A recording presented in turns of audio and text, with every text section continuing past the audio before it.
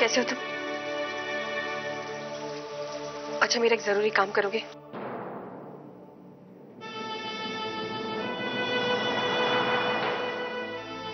सब जगह पोछा लगा लिया, अब तो कुछ खाने को दो।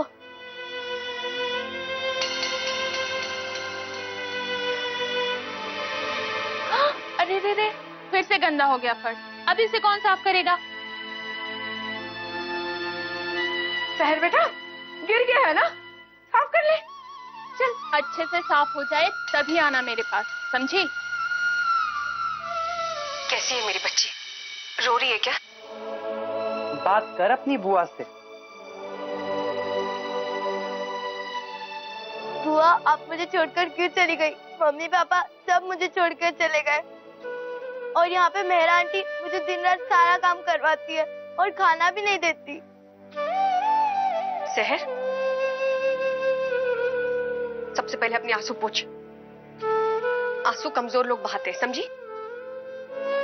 चुपचाप जाकर खाना खा। पिज्जा? वो आपको कैसे पता चला कि मुझे इतनी भूख लगी है? तेरी बुआ तुझे कभी भी भूखे पेट सोने नहीं देगी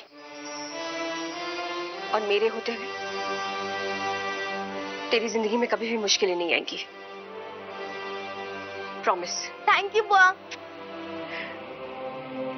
चल, अब चुपचाप पिज्जा खा। खा बेटा, खा। ये बात है जमुना, क्यों पूरा आसमान सर पे उठा रखा तने? अम्मो, ये छोरी के कारनामों की क्या तारीफ करूं? आज अगर टेम पे ना पहुंची होती तो पूरा झांझर तबाह हो जाता। क्या हो गया दाई माम? अब क्या किया इसने? सीधी सीधी बताओ ना। ये क्या बताएगी, मैं बताती हूँ मामा। ये जो बुढ़िया है ना, पता नहीं कुछ ना कुछ तो गड़बड़ कर ही रही है। कभी पायल की आवाज निकालती है, छम छम छम छम, नहीं तो कुछ अजीब सी आवाज निकालती है। वो तबेला ना, उसके बाजू वाले कमरे के पास।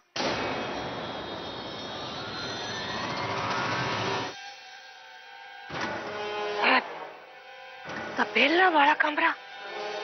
उस दरवाजे के पीछे कुछ है जो हमें खोलने के बाद ही पता चलेगा। चुप, एकदम चुप। आवाज नहीं निकालेगी। जब देखो तो पटर पटर पटर पटर। चुपचाप खड़ी रहे यहाँ पर। ऋषिकेश्वर, समझा दे अपनी लुगाई ने और इस छोरी ने, उस कमरे की तरफ कोई नहीं जाता और यह बात तने अच्छी तरह से पता है।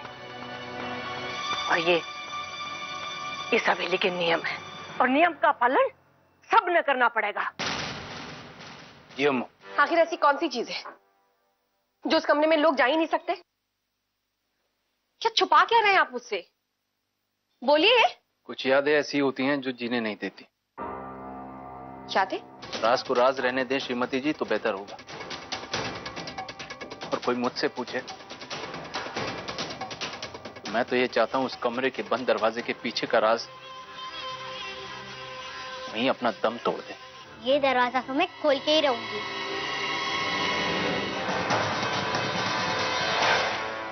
आपको मेरी कसम, आपको चीकू की कसम। बस, राज जानना है ना वो आपको, बंद दरवाजे पीछे का राज। तो सुनिए, उस कमरे में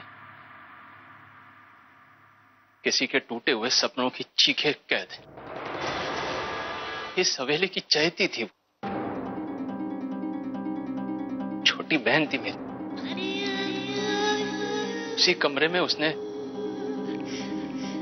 खुदकुशी की, फांसी लगा ली। हवेली के लोग कहते हैं, आसपास के लोग भी कहते हैं कि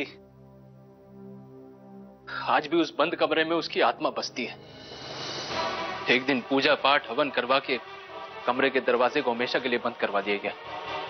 यही वजह है जो ना तो वहां किसी को जाने की इजाजत है और ना ही कोई चाहता है।